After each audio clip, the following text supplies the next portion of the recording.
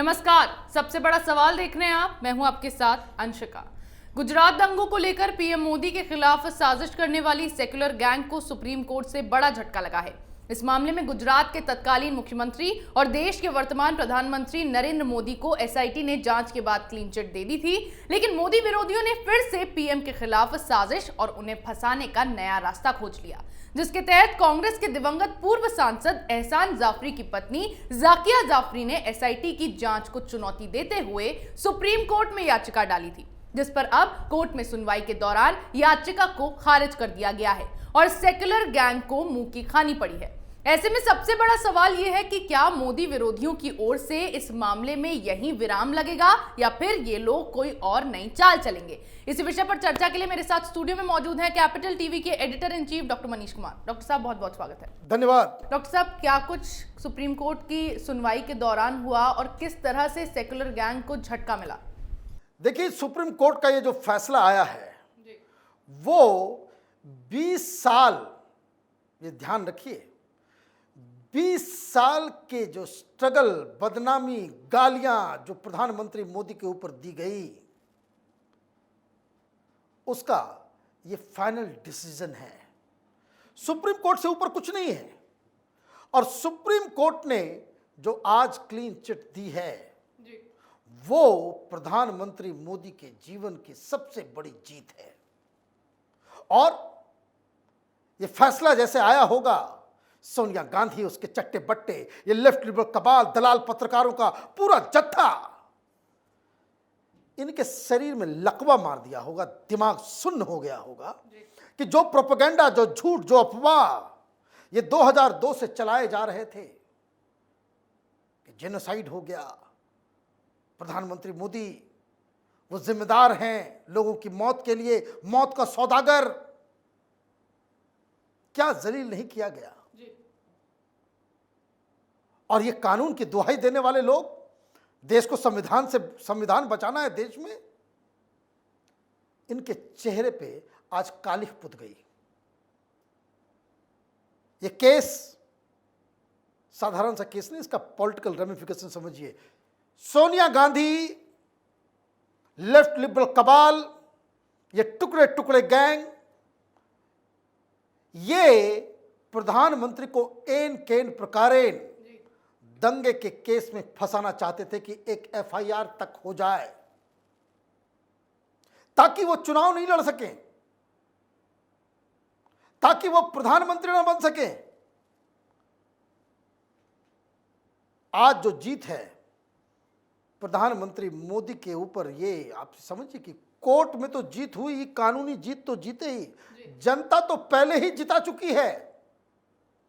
12 साल मुख्यमंत्री और 9 साल प्रधानमंत्री के रूप में इन लोगों के कलेजे के ऊपर चढ़ के प्रधानमंत्री मोदी इस देश को एक उज्जवल भविष्य की ओर लेके जा रहे हैं। लेकिन क्या हुआ कोर्ट में? ये एहसान जाफरी का केस समझ लीजिए क्या है। गुलबर्ग सोसाइटी में एक सांसद को दंगे के दौरान, ये शर्मनाक घटना थी, उसमें उनकी मौत हो गई। कई लोगों को उसमें दिक्कत क्या है कि ये वामपंथी, ये कांग्रेसी, उसके चट्टे बट्टे, ये न्याय, गुजरात दंगों में न्याय का मतलब इन्होंने ये निकाल लिया कि प्रधानमंत्री मोदी को फंसना चाहिए। लेकिन डॉक्टर साहब, यहाँ समस्या कहाँ आई? क्योंकि एसआईटी की जांच पर सवाल उठाए गए, उस जांच को चुनौती यहाँ पर सुप्रीम कोर्ट में दी गई। भाई, एसआईटी बनी क्यों? इन लोगों ने कहा कि गुजरात की पुलिस वो काम नहीं कर सकती। सुप्रीम कोर्ट ने एसआईटी बनाई। उसमें उसको लीड कौन कर रहे थे? एक्स सीबीआई हेड राघवन साहब। समय का पहिया है ये। 16 घंटे प्रधानमंत्री मोदी को ग्रिल किया था इस एसआईटी ने। और एक भी कार्यकर्ता बीजेपी का प्रोटेस्ट करने नहीं पहुंचा था। आज सोनिया गांधी, राहुल गांधी अपने भ्रष्टाचार के केस में फंसे हुए हैं। हाय तौबा मच रहा है। तो सुप्रीम कोर्ट ने एसआईटी बनाई, एसआईटी ने रिपोर्ट दिया, बेकसूर है। प्रधानमंत्री मोदी का कोई रोल ही नहीं है। फिर उसके बाद ये लोग हाईकोर्ट गए, हाईकोर्ट ने कहा एसआईटी की रिपोर्ट ठीक है। फिर वहां से सुप्रीम कोर्ट पहुंच गई है, मैं एसआईटी पे आऊंगा। ये पूरे गुजरात दंगों में ये तीस्ता से तलवार, तो ये वकीलों का एक पूरा गैंग, जिनको हिंदुओं से नफरत है, मोदी के घृणा में ये लोग, इस कौन सा पाप इन लोगों ने नहीं किया। फर्जी गवाह इकट्ठा कर लिया, गवाहों को लोग घर के अंदर बंद रखते थे, उन्हें बकायदा समझा बुझा करके लाया जाता था। इस सब के ऊपर, ये तीस्ता से तलवार के ऊपर सब आरोप लगे हुए, केस चल रहा है। ये गुलबर्ग सोसाइटी में जहां इसकी ये हुई, उसमें विदेश से भी पैसा आया, सब लोगों ने एनजीओ खोल लिया। दरअसल सुप्रीम कोर्ट के इस फैसले से हिंदुस्तान में एक सेकुलर इंडस्ट्री चल रही थी, जो हिंदुओं के खिलाफ, मोदी के खिलाफ, बीजेपी आरएसएस के खिलाफ यहां पे जंग छेड़ रखा हुआ है। जिन लोगों ने, इनको विदेश से पैसा आता है एनजीओ के नाम पे। अभी लोगों की दुकान बंद हो गई, खत्म। जिन लोगों ने पैसे लगाए वो भी अपना माथा पीट रहे होंगे कि हमने तो इन लोगों को दिया था कि भाई मोदी को रोक ले, लेकिन क्या, कैसे, कुछ नहीं हुआ। ग्लोबल लीडर बनकर के उभर रहे हैं प्रधानमंत्री मोदी। तो एक कहानी है, कहावत है, हाथी चले बाजार और डैश डैश डैश चले हजार, है ना। तो ये सारी चीजें हुई, तो ये लोग पहुंच गए सुप्रीम कोर्ट में। वकील कौन? कपिल सिब्बल। उन्होंने कहा कि भाई देखिए, ये एसआईटी ही कॉम्प्रोमाइज्ड है। अब आप समझिए पैतरेबाजी। एसआईटी ने क्लीन चिट दे दी। सरकार किसकी थी? यूपीए की, सोनिया गांधी की सरकार। और उस सरकार में एसआईटी बनी और एसआईटी ने कह दिया कि भाई मोदी का कोई रोल नहीं। हाईकोर्ट में मुंह काला हुआ, वहां कहा गया कि नहीं एसआईटी की रिपोर्ट ठीक है। सुप्रीम कोर्ट में आए तो इन्होंने कहा कि भाई एसआईटी ही कोलैबोरेशन में थी, मतलब एसआईटी ही मोदी को बचाने में जुट गई थी। क्यों? क्योंकि इनका अपना दावा था, जो पिटीशन डाला गया कपिल सिब्बल के द्वारा, कि बहुत सारे एविडेंसेस को दरकिनार कर दिया गया। तहलका के वीडियो को उन्होंने नहीं माना। भाई क्यों नहीं माना? क्यों नहीं माना? इस सवाल का जवाब देगा कोई? यही तहलका की रिपोर्टर राना अयूब, ये कांग्रेस पार्टी की hitman, hit woman, sting operation की थी। हाईकोर्ट में बोला गया कि भाई दिखाइए। हाईकोर्ट ने कहा कि ओरिजिनल टेप लाओ, बिना कट के। भाग गई मैदान छोड़ के, भाग गई मैदान छोड़ के। हिम्मत होती तो आप सही सही सारा टेप देते। तो जिस एविडेंस को हाईकोर्ट ने रिजेक्ट कर दिया, कोर्ट में जिसको कह दिया गया कि ये वैलिड नहीं है, आपने एडिट करके दिखा दिया, प्रोपेगेंडा कर दिया, आपको समझ में आ गया कि भाई बहुत बड़ा काम कर दिए।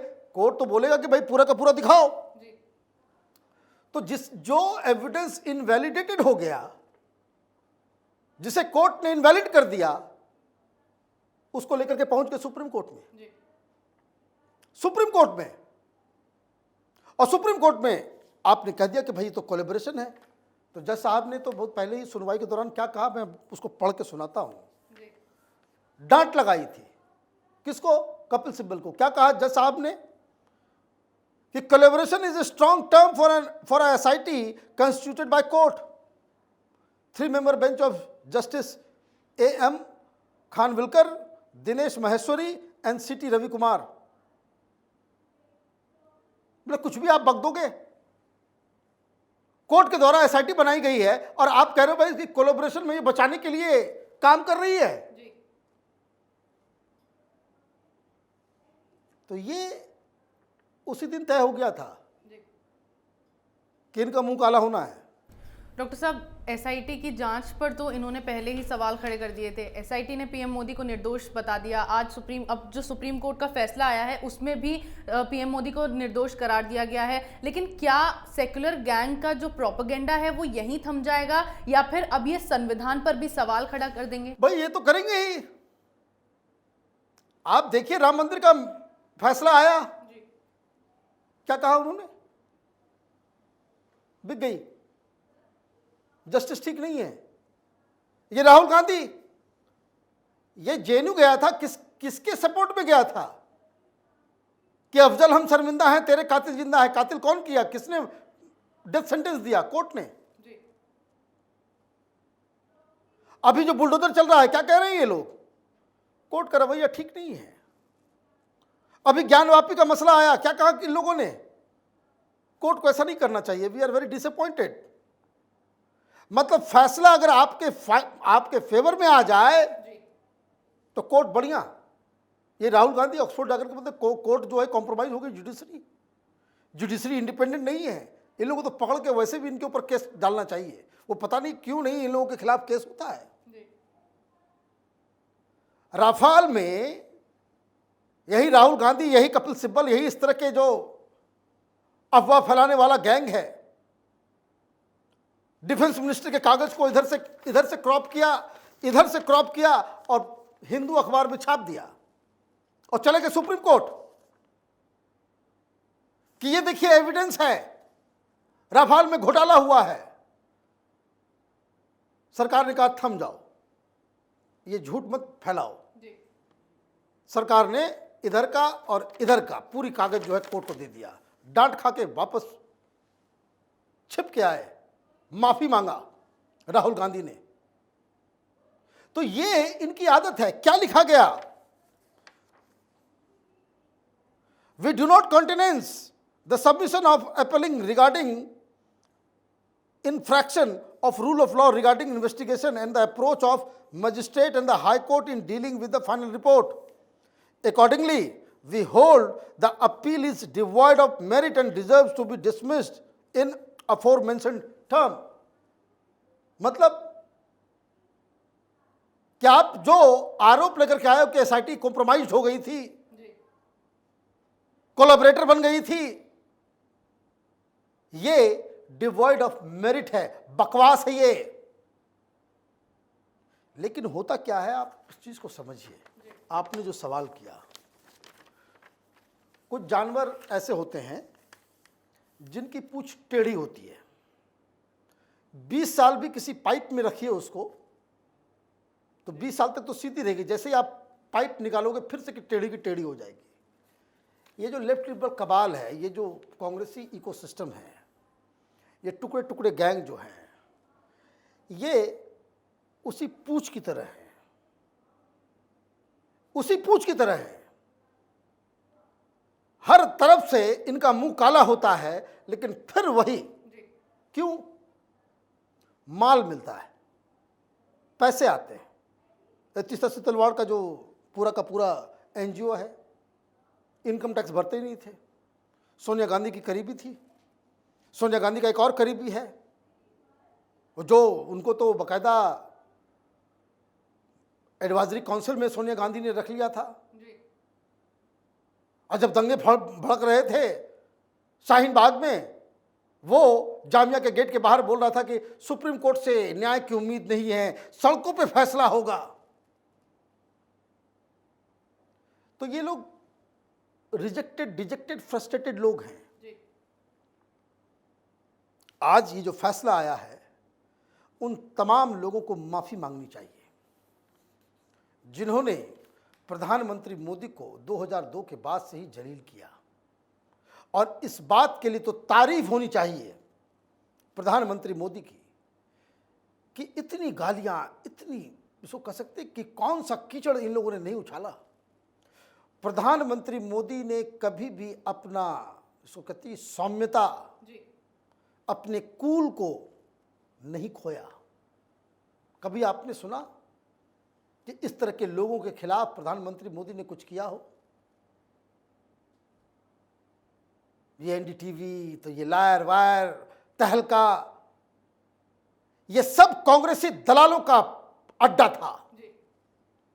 इन लोगों ने वाहियात किस्म की पत्रकारिता की, एजेंडा लेकर के इन लोगों ने, पैसे लेकर के इन लोगों ने मोदी के खिलाफ स्टोरीज की, और जब कोर्ट में इनको खड़ा किया जाता था ये दुबक के भाग जाया करते थे। तो सुप्रीम कोर्ट की जो आज मोहर लगी है कि प्रधानमंत्री बेदाग हैं, ये प्रधानमंत्री मोदी की सबसे बड़ी जीत है। ये चैप्टर 2002 का कि प्रधानमंत्री मोदी को उससे जोड़ना, ये चैप्टर आज खत्म हो गया। अब कोई इसके बावजूद प्रधानमंत्री का नाम दंगे से जोड़ता है तो ये समझिए कि वो सुप्रीम कोर्ट के आदेश के खिलाफ, हिंदुस्तान के खिलाफ और हिंदुस्तान को तबाह और बर्बाद करने में उस साजिश का हिस्सा है। जी जी बिल्कुल। कांग्रेस की तमाम दलीलों के बाद भी सुप्रीम कोर्ट से पीएम मोदी को राहत मिल गई और ये सेकुलर गैंग अपने मोदी विरोधी एजेंडे में फेल हो गई। जो लोग कश्मीर फाइल्स के बाद अब तक मोदी पर निशाना साधने के लिए गोधरा फाइल्स बनाने की मांग कर रहे थे, वो अब सुप्रीम कोर्ट के फैसले को भी अच्छे से देख ले कि हाई कोर्ट के बाद वहां भी पीएम मोदी को निर्दोष साबित किया गया है, जिससे एक बात साफ है कि मोदी विरोधियों को झटका तो लगा ही है, साथ ही मामले को जबरदस्ती घसीटने वालों की किरकिरी भी हुई है। इस विषय पर चर्चा का आपका बहुत बहुत धन्यवाद। सबसे बड़ा सवाल में मेरे साथ आज इतना ही। अगर आपको हमारा ये वीडियो पसंद आया हो तो इसे लाइक करें, शेयर करें, कमेंट करें, साथ ही हमारे चैनल को सब्सक्राइब करना ना भूलें।